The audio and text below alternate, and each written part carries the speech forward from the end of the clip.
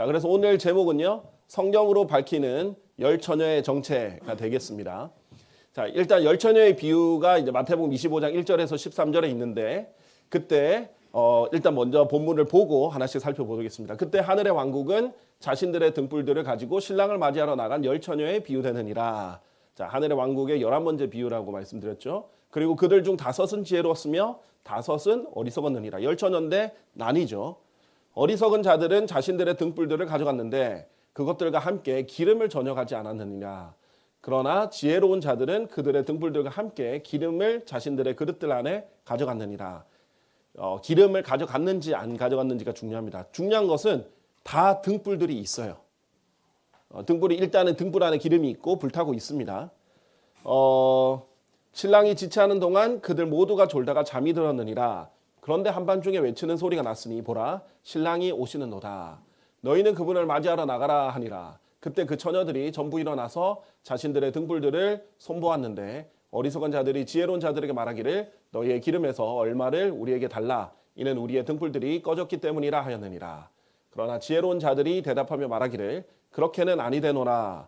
우리와 너희에게 충분하지 아니할까 하미니 다만 너희는 차라리 파는 자들에게 가서 너희 자신을 위하여 기름을 사라 하였느니라.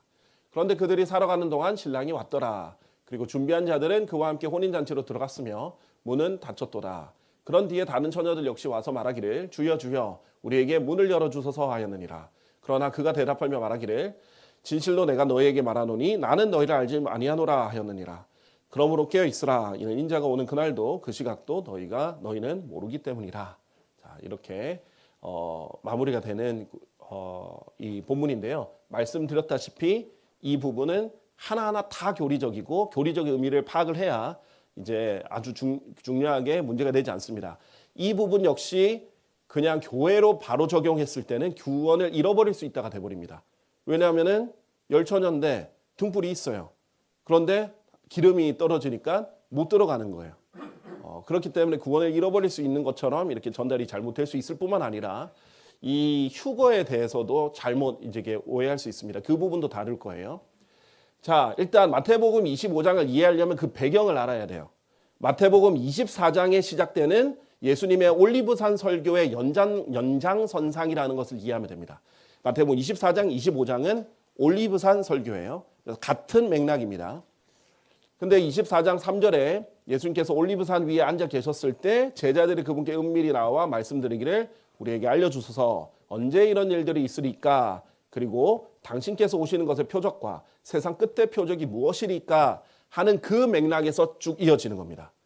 자, 그렇기 때문에 처음에 이제 마태복음 25장에 설명할 때는 그때로 시작하거든요. 그런데 그때가 어느 때예요? 24장에서 언급하는 대환란과 관련된 때입니다. 그래서 이것은 결코 그리스도인들에게 적용되는 게 아니라 대환란 때 성도들에게 직접 적용이 됩니다. 이 배경부터 아는 게 좋죠. 왜냐하면 예수님께서 지상 재림하실 때 세상 끝, 우리가 자주 배웠죠. 세상의 끝은 지금 마귀가 다스리는 이 세상이 완전히 끝나고 예수님이 새로 다스리는 세상이 되는 것이기 때문에 지상 재림과 관련이 있고 대환란의 끝이 됩니다. 왜냐하면 그 대환란이 끝나고 나면 천년왕국이 시작이 되기 때문이죠. 마태복음 24장 그래서 21절에는 대환란이라는 말을 예수님께서 직접 언급하신 거고 우리가 대환란이라고 이름을 붙이는 이유도 예수님께서 직접 말씀하신 것이기 때문이죠. 자, 일단 우리가 마태복음 25장 열 처녀들의 비유를 쭉 읽어봤는데요. 하나하나 분석해보고 또 함께 보도록 하겠습니다. 먼저 이 부분은 처녀들이지 한 처녀가 아니라는 거예요. 자, 이 부분은 제가 지난 시간에 간략하게 설명은 드렸습니다.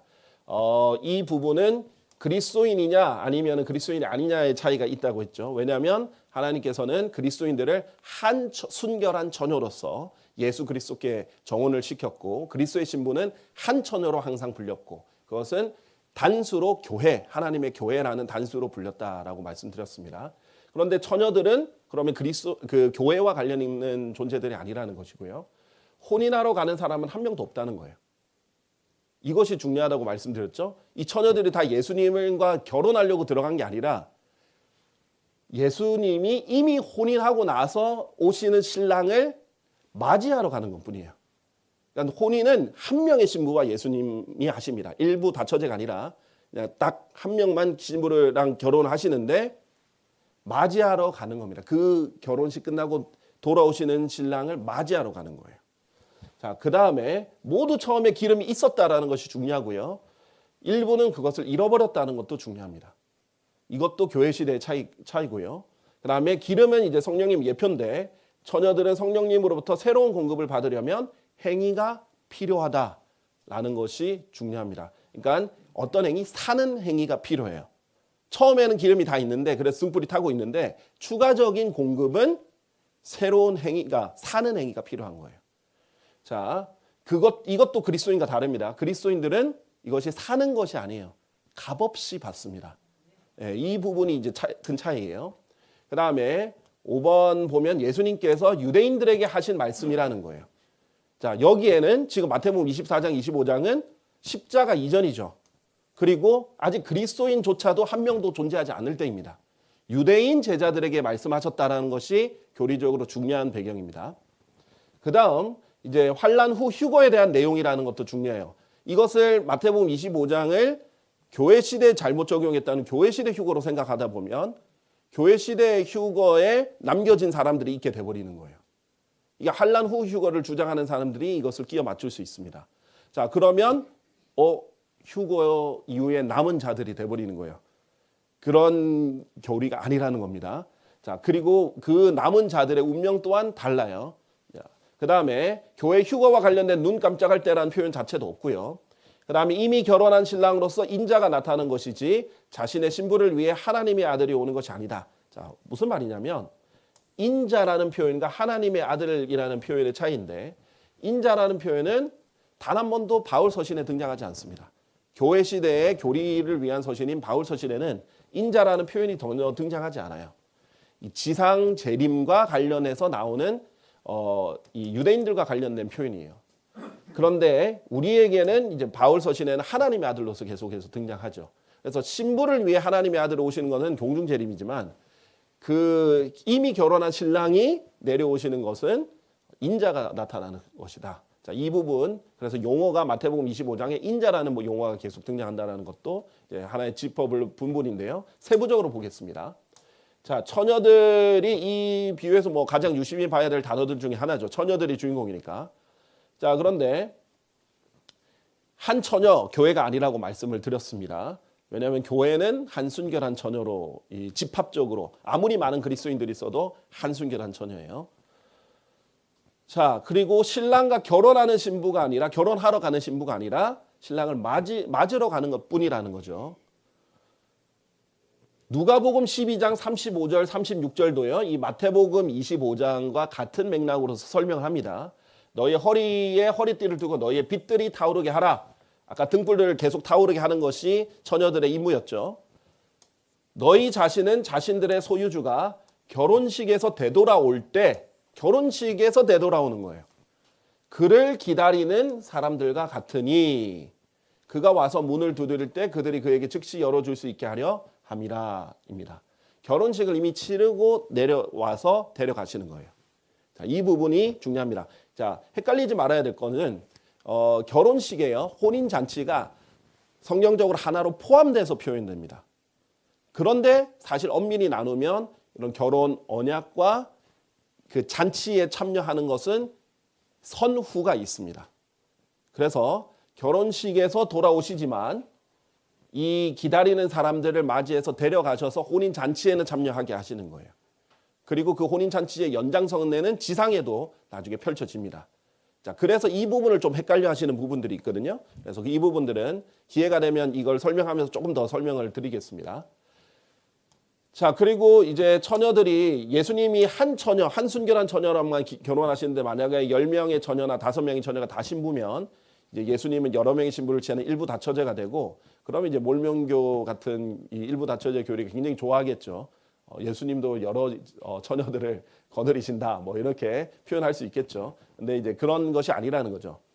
자, 마태복음 19장 5절에 예수님께서 직접 창세기를 인용하시면서 뭐라고 하시냐면 이런 까닭에 남자가 단수예요. 남자들이 아니라 아버지와 어머니를 떠나서 그의 아내 단수예요. 여러 아내들이 아니라 아내와 결합하리니 두 사람은 1대1이죠. 남편과 아내죠. 하나의 육체가 되리라 하신 것을 너희가 읽어본 적이 없느냐 하면서 결혼의 가장 근원적인 구절의 기원을 설명을 드립니다. 하나님의 원래 기원과 생각은 한 남자와 한 여자가 결혼을 하는 것인데 구약 시대에 허용만 됐을 뿐이에요. 그것을 하라고 명령하신 게 아니라 허용이 됐는데 그 허용이 됐던 배경 상황이 있을 뿐이지 하나님의 직접적인 명령이 아니라 하나님 오리지널로 원래 원했던 건 이런 것이라는 거예요. 그럼 그리스도인은 굳이 그렇게 할 필요가 없는 것이죠.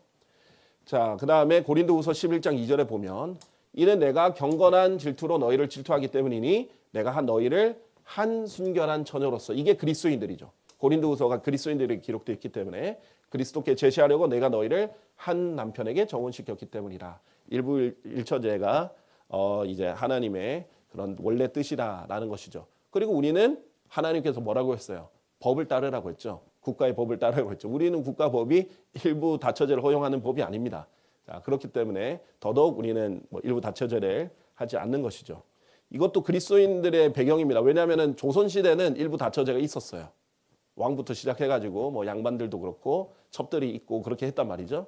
그러나 어쨌든 대한민국이 건국이 됐을 때는 법상 일부 일처제예요. 그게 이제 미국의 영향을 받은 것이고 미국은 킹제임스 성경의 영향을 받은 것이고 등등의 영향을 받는 것이죠.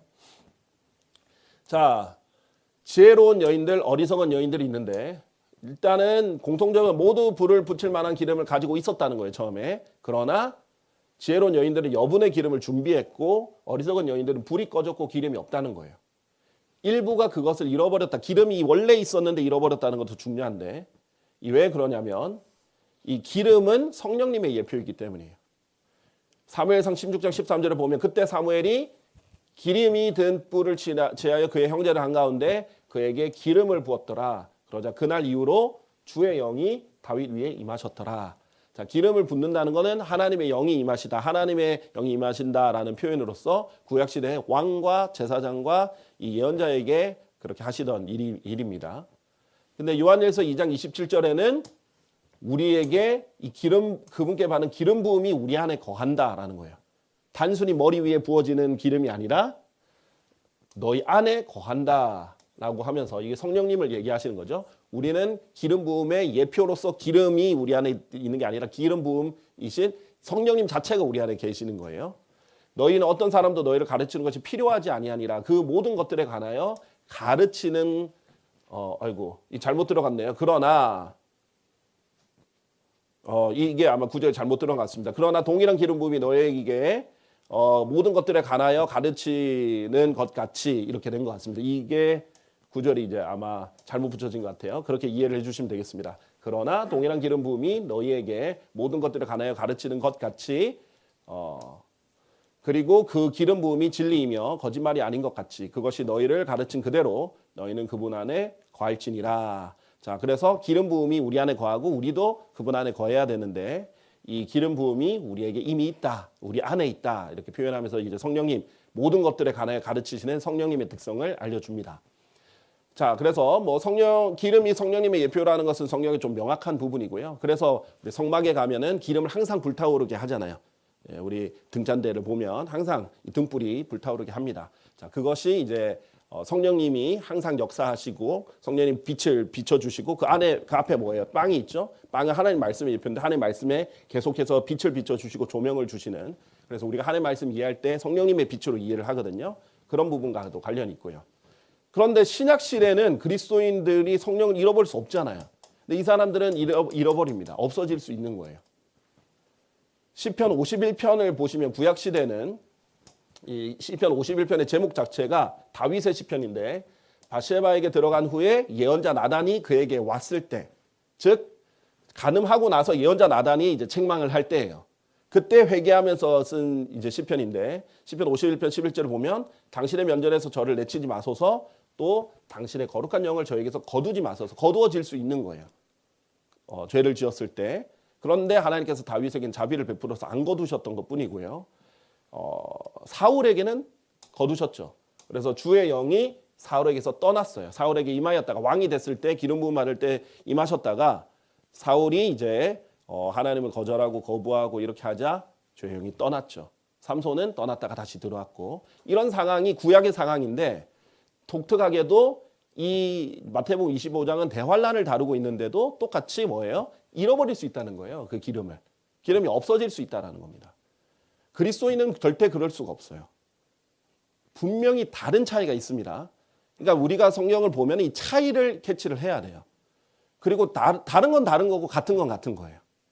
다른 것까지 억지로 함께 같은 것으로 짬뽕을 시키면 안 되는 거죠. 자, 그 다음에 이 교회 시대에는 그러면 어때요? 이 에베소서, 고린도서 다 교회 시대의 바울 서신이죠. 그리고 하나님의 거룩한 영을 비통하게 하지 말라. 그분으로 말미암아 너희가 구속의 날까지 인장을 받았느니라.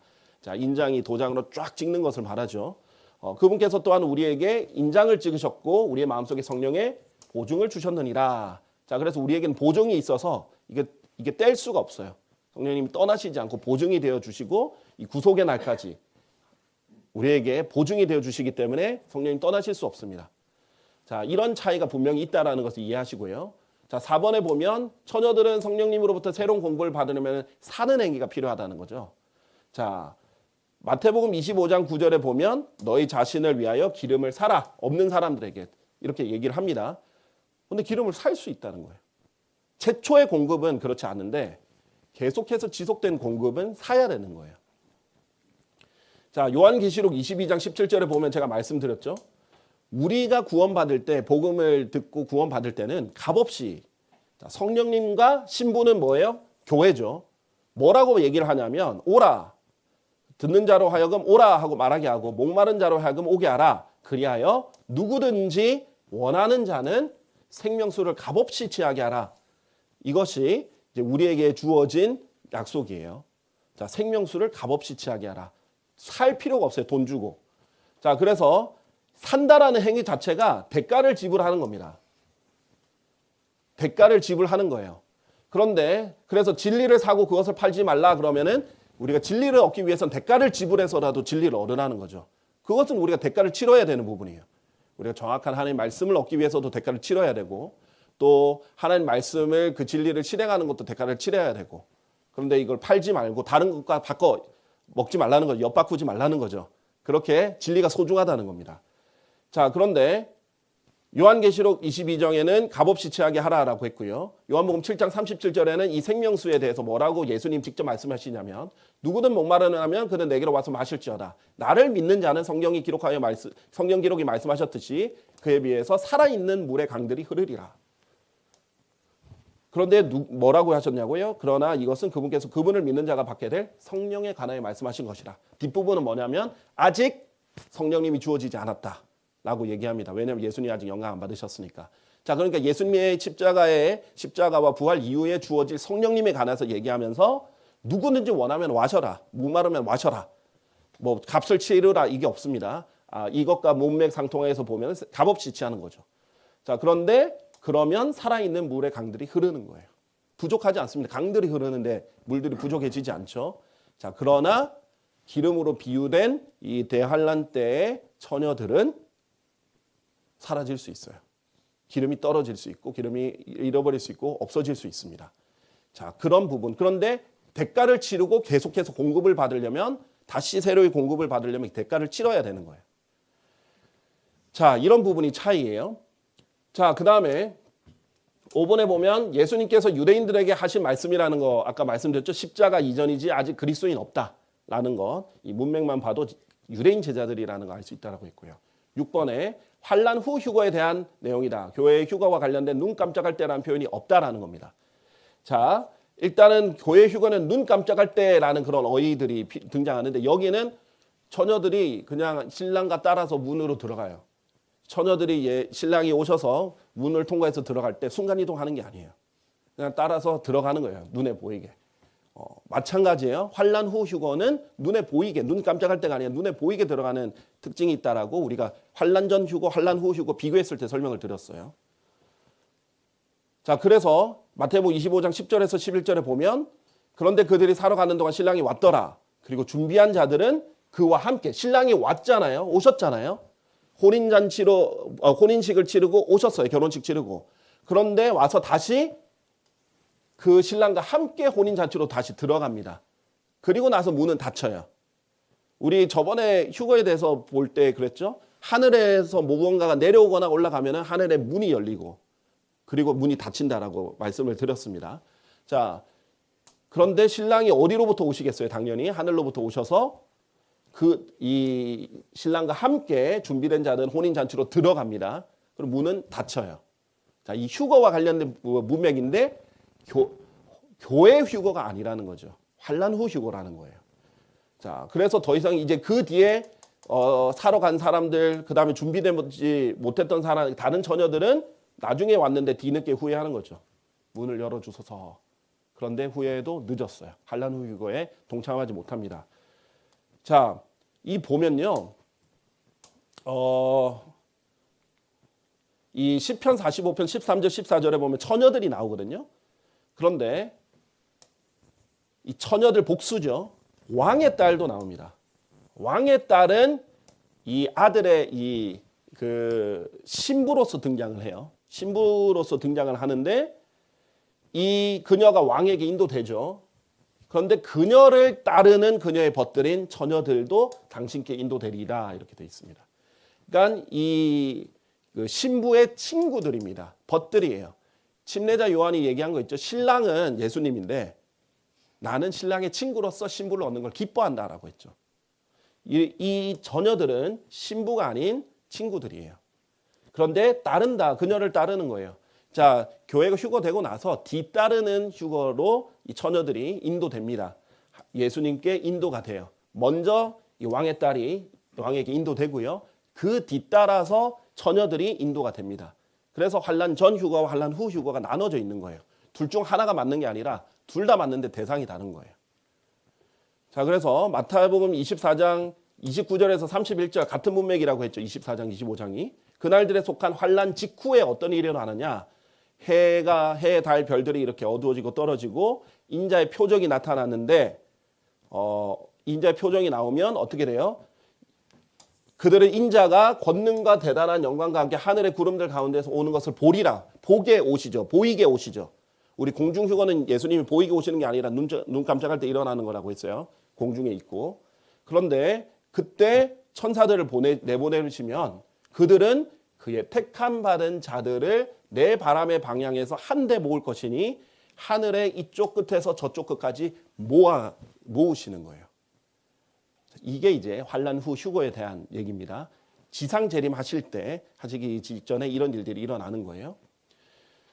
자, 그래서 7번 보면 이 부분에 대해서 좀 더 세부적으로 다음 슬라이드들에 볼 건데 7번 보면 이제 인자가 나타나는 것이 하나님의 아들이 나타나는 것이 아니라고 했죠.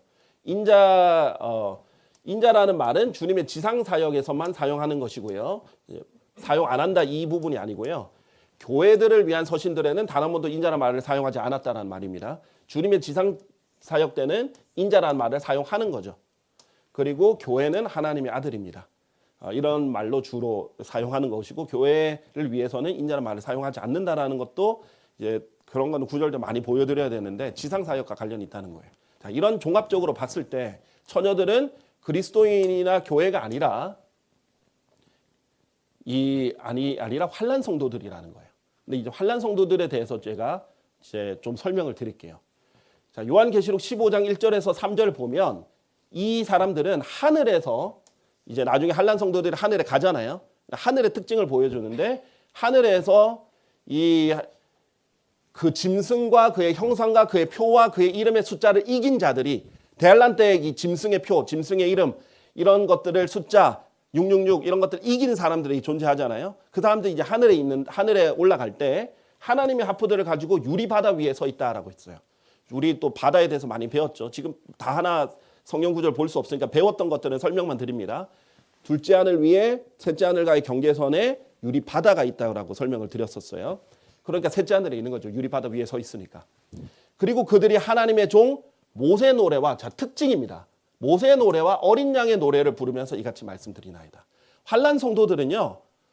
모세 노래도 불러요. 어린 양의 노래만 부르는 게 아니라. 이것이 참 큰 특징이에요. 우리 교회는 모세 노래를 부르지 않습니다. 모세 노래는요. 신명기 32장이에요. 신명기 32장에 있는 율법의 내용입니다. 우리는 율법을 노래하지도 않고 율법을 지키지도 않는 사람들이에요. 그런데 대할란 사람들의 특징은 모세의 노래를 부르고 어린 양의 노래도 부른다는 거예요. 자, 그래서 할란 성도들은 구원은 믿음으로 말미암아 은혜로 구원 받아요. 예수 그리스도를 믿어요 또. 왜냐하면 교회가 이제 들려 올라가서 그리스도의 몸 안에 들어가는 것은 아니지만 그것은 이제 교회 시대만 가능하죠. 그런데 예수 그리스도를 믿을 수는 있잖아요. 그 이후에라도 뒤늦게. 그런데 예수 그리스도를 믿어서 은혜로 구원을 받지만 유지가 필요합니다. 이 믿음과 구약의 모세에게 주신 하나님의 명령들을 인내로 끝까지 지켜야 구원을 잃어버리지 않을 수 있다는 것이 중요한 차이점입니다. 그래서 이 구절들을 보면요. 요한계시록 14장 12절에 이 성도들의 인내가 있다라면서 환난 성도들에 대해서 뭐라고 설명하냐면 하나님의 명령들과 우리 십계명을 명령들이다라고 하잖아요. 그리고 예수님의 믿음을 지키는 자들이 있다. 이들은 끝까지 인내하면서 이 하나님의 명령들과 믿음을 둘 다 지켜야 되는 사람들이에요. 그래서 성경에서 마태복음 24장 13절 대할란 문맥에서는 뭐예요? 끝까지 견딜 자 바로 그는 구원을 받으리라.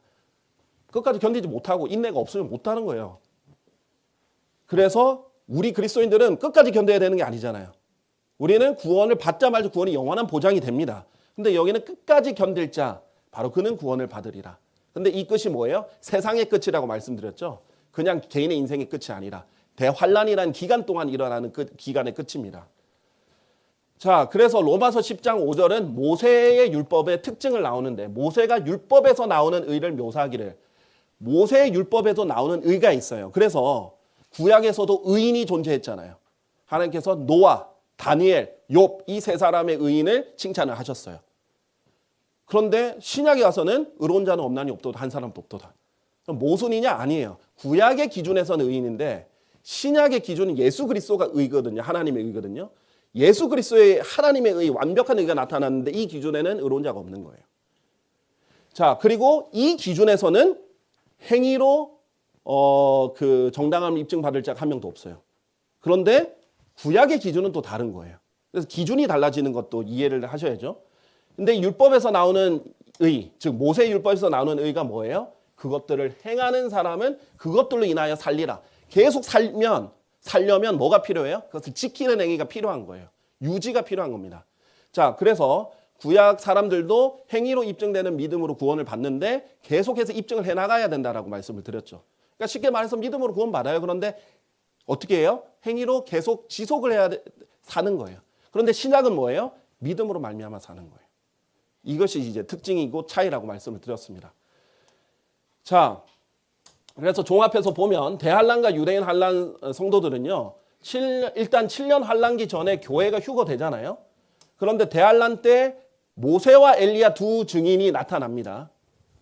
이 부분도 조금 설명을 드릴게요. 왜냐하면 모세와 엘리야라고 모르는 분들도 있을 수 있고 다르게 생각하는 분들도 있으니까 설명을 드릴게요. 대환란 때는 모세가 등장합니다. 그리고 모세 노래도 다시 등장해요. 그리고 하나님의 명령들, 율법을 지키는 사람들이 등장합니다. 분명히 교회 시대랑 달라요. 그리고 모세의 노래가 이제 부활하고 이스라엘은 민족적으로 회개하고 예수님을 믿으면서 모세에게 주신 하나님의 명령들을 지키는 자들이 환란 성도들을 활동을 하는 거예요. 자, 이 종합적인 걸 이해를 해야 마태복음 25장을 제대로 이해할 수 있는 거죠. 자, 그러니까 뭐예요? 이 교회가 휴거되고 나서 이 대환란 기간 때 모세가 등장을 하고 모세와 관련된 노래도 중요하고 하나님의 명령들을 지키는 것이 중요하게 다시 등장하는 거예요. 왜? 이 교회 시대가 끝이 났어요. 자, 그래서 요한계시록 11장 3절에서 6절 보면 두 증인이 나오죠. 근데 두 증인의 특징이 뭐예요? 1260일, 42개월이죠. 이것을 3년 반으로 볼 수 있죠. 근데 이 3년 반의 대환란의 기간 동안 예언을 하고 활동을 하는데 이들은 자신들이 예언하는 날들에 비가 오지 않도록 하늘을 닫는 권능이 있다라고 했어요. 자, 누가 구약시대 때 이 성경에서 비가 오지 않도록 하늘을 닫는 권능이 있었어요? 엘리야입니다. 엘리야가 그렇게 기도했더니 3년 반 동안 또 비가 안 왔다 그랬어요. 대환란 때는 비가 오지 않는 때예요. 엄청난 기근이 있는 때입니다. 그리고 물들에 대한 권능도 있어서 그것들을 피로 변하게 하고 물을 피로 변하게 한 사람이 누구예요? 모세잖아요. 그들이 원할 때마다 모든 재앙들로 땅을 치느니라. 이집트의 10가지 재앙으로 온갖 재앙으로 땅을 치게 한 존재가 누구예요? 물론 다 하나님이 하셨지만 누구를 통해서 했어요? 모세가 한 거예요. 자, 그래서 예수님이 변형산에서 변형될 때 그들 베드로와 야고보, 요한 3명을 데려가서 변형되셨는데 그분이 얼굴이 해와 같이 빛나셨다는 거죠. 갑자기 변형이 되셨어요. 그분의 의상이 빛과 같이 하였더라. 그리고 보라, 모세와 엘리야가 그들에게 나타났고 예수님께 대화를 했죠. 이 두 명이 나타난 거예요. 근데 이 마태복음 17장 시작하기 전에 16장 마지막에 예수님 뭐라고 하시냐면 진실로 내가 너에게 말하노니 여기에 서 있는 몇 사람은 몇 사람이죠? 야, 베드로, 야고보, 요한. 그들이 인자가 자신의 왕국으로 오는 것을 볼 때까지 죽음을 맛보지 아니하니라. 자, 베드로, 야고보, 요한 이미 1세기 때 다 죽었잖아요. 그런데 언제 봤다는 거예요? 요한, 사도 요한은 요한계시록 때문에 봤다라는 건 이해가 될 수 있는데 베드로랑 야고보는 언제 본 거예요? 이 사람들은 예수님이 이때 변형되실 때 재림의 모습으로 변형되신 거거든요. 그때 모세와 엘리가 나타난다는 것을 보여주신 거예요. 모세는 그럼 언제? 엘리야는 휴거된 걸 우리가 다 아는데 모세는 언제 휴거됐어요? 유다서 봤더니 모세의 그 시신을 놓고 미카엘이랑 다투는 장면이 나오죠. 그래서 모세가 죽었을 때 아무도 그 무덤을 찾지 못했다라고 말합니다. 모세는 죽어서 부활한 사람들의 예표고 엘리야는 죽지 않고 휴거된 사람의 예표로서 이 두 증인이 예수님이 변형될 때, 이 재림의 모습으로 변형될 때 나타나셨던 거예요. 그래서 이제 두 증인으로 이제 설명을 드리는데 이 부분은 뭐 나중에 기회가 되면 더 상세하게 얘기할 때가 될 수 있습니다. 다른 견해가 있을 수도 있으니까요. 자, 근데 중요한 것은 말라기 4장 4절 5절에도 재림에 대해서 얘기할 때 너희는 재림 직전에 대환란과 관련해서 주의 날에 얘기할 때 너희는 나의 종 모세 율법을 규례들과 공의로운 법규들과 더불어 기억하라라고 얘기를 해요. 재림 전에 만약에 교회 시대가 재림 직전까지 지상 재림 직전까지 기억되면 우리가 굳이 모세 율법을 기억해야 될 필요가 없잖아요. 그런데 모세 율법이 다시 부활하는 겁니다. 그 필요성이 지켜야 되는 필요성이. 그 율법은 온 이스라엘 위하여 내가 호렙에서 그에게 명령한 것이라. 보라, 주의 위대하고 무시무시한 날이 오기 전에 내가 예언자 엘리야를 너에게 보내겠노라. 지상 재림 전에 예언자 엘리야를 보내겠다고 얘기하면서 모세 율법을 기억하라 함께 얘기하시는 겁니다. 자, 그래서 이 비유는 일단 누구에게 적용되는가? 교리적으로 먼저 알고 교훈으로 받아들여야 된다 했죠. 복수형으로 되어 있는 처녀들인데 성령님으로부터 새로운 공급을 받으려면 이 사는 행위가 필요한 사람들. 믿음으로 구원받아 성령님을 받았는데 그런데도 지속적인 공급은 행위가 필요한 이 사람들. 그런데 그것을 잃어버릴 수도 있는 사람들인 것입니다. 그럼 절대 교회 시대의 사람들은 아니에요. 이게 특징이고 차이입니다. 그래서 유대인 환란 성도들이에요. 믿음과 하나님의 명령들을 인내로 끝까지 지켜야 구원을 잃어버리지 않을 수 있는, 성령님을 잃어버리지 않을 수 있는 유대인 환란 성도들에 대한 것이에요. 자, 그래서 성경에서 보면 요한계시록 14장 4절에 처녀들이 등장합니다. 근데 이제 우리나라 말로는 동정들이라고 번역이 됐어요. 왜 이렇게 돼야 되냐? 영어로는 둘 다 처녀들도 virgins, 동정들도 virgins란 말이에요. 둘 다 의미는 같아요. 처녀들은 여자에 국한된 말이에요. 한 번도 관계를 가지지 않은 여자들이고 동정들은 남자든 여자든 어쨌든 특히 주로 남자들이 많이 쓰긴 하는데 관계를 가지지 않은 사람들 동일한 뜻이에요. 근데 이제 왜 이 동정들이라고 써야 되냐면 이들은 여자들로 더럽혀지지 않은 자들이기 때문이에요. 즉 남자들이에요. 이 동정들은 남자들인데 제가 처녀들이라고 우리가 처녀들이라고 번역할 수는 없잖아요. 처녀들이 여자들로 더럽혀지지 않은 건 레즈비언이죠. 레즈비언이 아니다 이 말밖에 안 되잖아요. 그러니까 이거는 이제 동정들로 해야 우리나라는 virgins란 영어는 virgins라는 단어에 처녀들과 동정들이 다 있지만 우리나라는 처녀들의 말에는 여자만 있잖아요. 자, 그러니까 이렇게 나눠서 이제 번역하는 거지만 같은 대상을 설명을 하는 겁니다. 자, 그러면서 이들이 이제 대환란 때 14만 4천 명의 동정들이 등장을 합니다. 그래서 대환란 시대 때 성도들이죠. 동정들, 처녀들.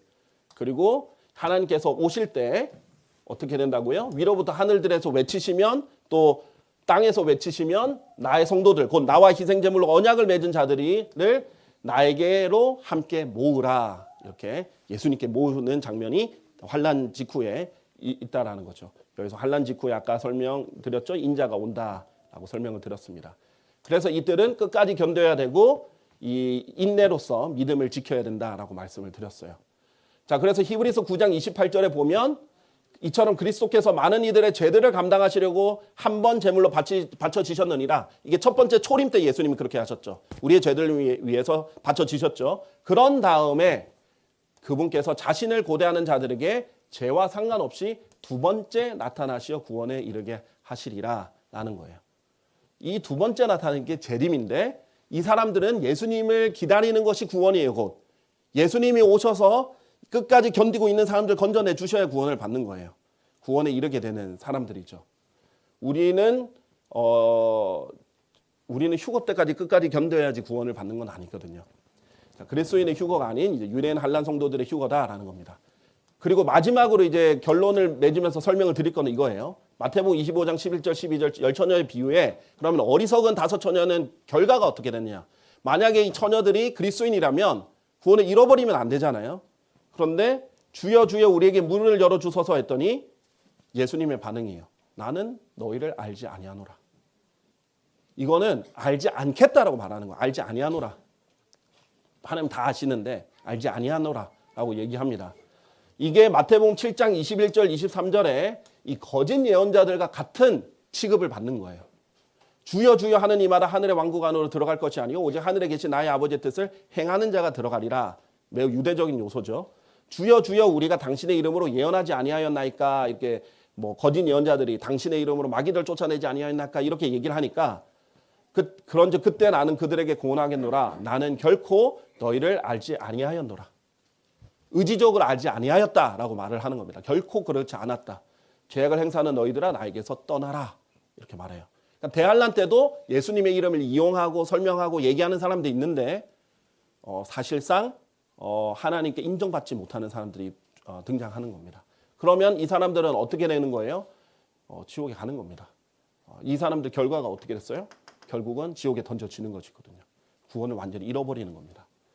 자, 그래서 이 결론적으로 우리가 지금까지 배운 것들을 요약하면 그렇습니다. 처녀들은 대환란 때 등장하지 교회 시대에 등장하는 말이 아닙니다. 그리고 두 번째 그리스도의 신부는 처녀들로 결코 불리지 않습니다. 그리고 항상 처녀들과 분리하여 한 순결한 처녀로 불립니다. 처녀들은 신부를 뒤따라갑니다. 그들은 대환란 끝에 신부를 뒤따르게 돼 있습니다. 처녀들 중 일부는 교회 시대와 달리 성령님을 잃어버립니다. 기름이 이제 성령님 예표라는 건 명확하니까 성령에서 성령님을 잃어버리는 존재들이 교회 시대와 달리 존재한다. 구약 때처럼. 대환란 때 이스라엘이 민족적으로 회개하고 모세의 노래가 이제 부활을 한다라는 거예요. 이제 이스라엘이 민족적으로 회개하고 다시 회개하고 하나님이 이스라엘을 다시 다루기 때문에 이스라엘에게 아주 중요한 요소가 율법이거든요. 이것이 함께 부활하면서 등장한다라는 거예요. 그래서 처녀들은 믿음과 하나님 명령들을 끝까지 인내로 지키는 유대인 한란 성도들이다 라는 것을 설명을 드리면서 이 열 처녀의 비유를 이해를 해야 교리적으로 문제가 없어요. 그래서 이 한란 성도들도 예수님이 언제 오실지 모르니까 깨어서 기다려야 되는 겁니다. 그러나 우리에게 교훈으로 적용할 때는 잘못 교리로 적용하면 어떻게 돼요? 우리도 성령님 잃어버릴 수 있다가 돼버리는 거고 우리는 어리석은 자가 돼버리면은 휴거 때 남겨진다가 돼버리는 거고 그러면은 하나님께서 우리를 알지 아니하였다. 알지 아니하느니라. 모르는 사람 취급을 해버린다는 거예요. 우리는 예수 그리스도를 믿는 순간 우리는 하나님의 가족이에요. 그런데 모르는 사람 취급을 하실 수가 없어요. 그런데 그렇게 돼버린다는 교리적 문제가 생기기 때문에 분리를 해야 된다. 그러나 교훈으로 취한다면 우리도 예수님이 오시는 것을 항상 고대하면서 성령 충만함을 계속 유지를 해야 된다. 이 부분으로 교훈적으로 취할 수는 있겠다라고 말씀을 드리겠습니다. 여기까지 하겠습니다. 감사합니다.